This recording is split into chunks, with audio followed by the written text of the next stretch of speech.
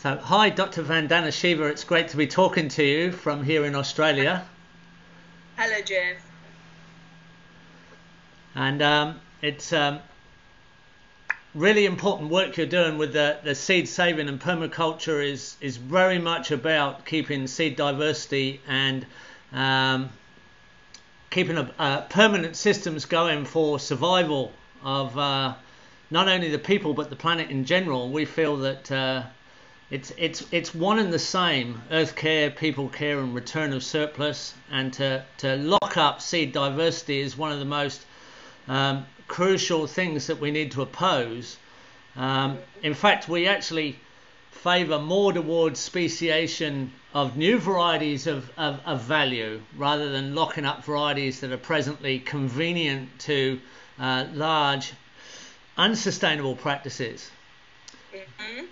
And it's something that we see as a way of life. It's just the way we live. Understanding what supplies our needs, and seed saving and gardening are just, we don't consider ourselves necessarily experts. It's just something we do. It's part of life. Yeah, well, I think given that the experts, so-called experts, are so available to speak price for money, as we've seen in the pretend report coming out of Stanford, the biggest ever study on organic, and all they do is a self-selection to constantly try and argue that industrial toxic chemicals are as good for you as healthy farming. I think the only experts around are those who actually care for the earth. And the only experts around are those who actually save the seed, which in my view are the farmers and the peasants, and anyone who becomes a farmer. You don't have to be born a farmer. I think our times are seeing a lot of people choosing to become farmers, and that's why at our school, the Earth University at Dehradun, we get people from across the world. Someone with a PhD in physics wanted to become a farmer. Someone who has lived a life in software or in finance or in banks. And I think the very intimate connection between open source seed, which I would call perennial seed, and a permanent agriculture is so clear, because industry's profits now depend on taking everything that renews itself, reproduces itself, and can be perennial, and turn it into a commodity to be sold every year, which is why they must lock up the biodiversity, which is why they must lock up the seeds through patents and breeders' rights and criminalizing of seed saving. And I think this has happened so fast and is happening worldwide, which is why we decided to create this global alliance for seed freedom. And we will be releasing a report on seed freedom with seed savers like Michael and Michelle and Jules Fanton, but across the world, as well as those who have defended seed freedom. And because industry, actually, as you know, it is the war industry of the last century. That war industry is now declaring war on our seeds, on our soil, on our food, on our farms. And we have to make peace somehow, creatively. We have to make peace with our heritage. We have to make peace with our diversity. We have to make peace with our creativity. And we have to be hugely resilient in order to be able to resist to all these mechanisms of law, as you described them. Yeah. And that of action, which is really a call to say, liberate yourself and liberate the seed, and occupy the seed and occupy your food and occupy the land with love and care, and build up the resistance for the freedom movement of our times. Yeah, it wouldn't happen, but each time we do this together worldwide, we will realize how much more power we have.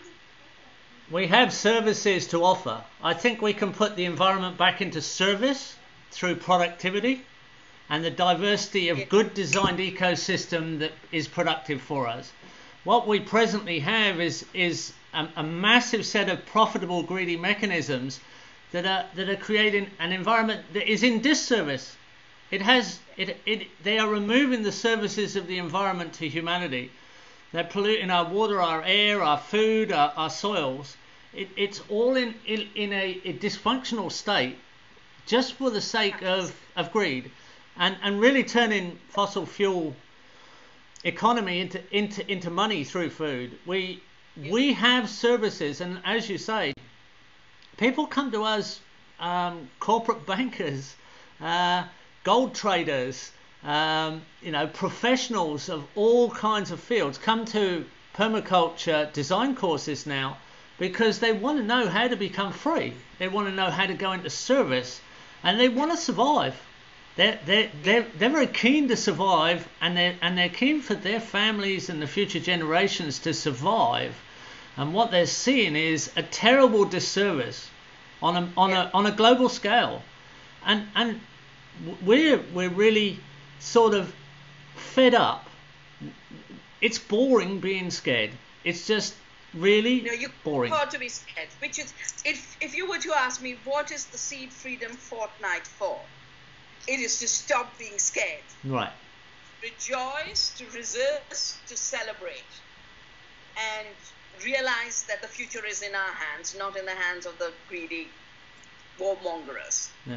And I think we can actually affirm that it can be a more abundant and more exciting and more diverse than the original landscape, more than it's ever been. I mean, I think we need to go beyond just saying we can be sustainable and self-cycling. We can actually go into a high-quality service for creation and create a more abundant world than we can presently imagine. It's a very, very exciting potential future. And I think we need to hook people with that. I fully believe that the potential that we have is so abundant. And we need to help people realize this. It's something very much worth working for and going into service for. And what is offered on the opposite it's terrible in its potential future. It's a horrific scenario if we go in that direction.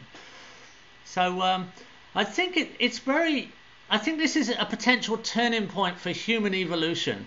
We may evolve now into something that we could be. Yeah, and we've been asked to trade away our freedom and diversity in the name of food security, in the name of solving the problem of hunger. Yeah. But two issues have come through in our 25 years work in Navdanya with seed saving, ecological agriculture. We produced a report on the basis of our ecological work, health per acre, right, ecological solutions to hunger and malnutrition, and acre by acre, wherever there is more diversity, wherever there is, as you could call, more ecological services of agricultural ecosystems, we actually even get more food. So serving nature and serving humanity are the same project. Industry would like us to believe that you've got to destroy nature in order to look after humanity, but they are at the root of hunger. If 1 billion people are hungry and 2 billion are suffering from diseases of malnutrition, including obesity, if half of humanity is condemned and 3/4 of the planet is destroyed, it's because they actually have a model of scarcity. And as you said, we have the model of abundance.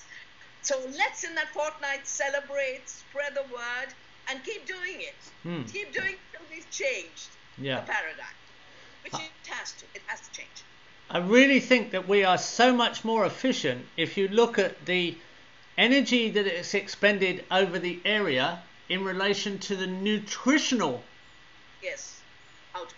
output, because we don't measure the nutrient density of the food, and there is the real health.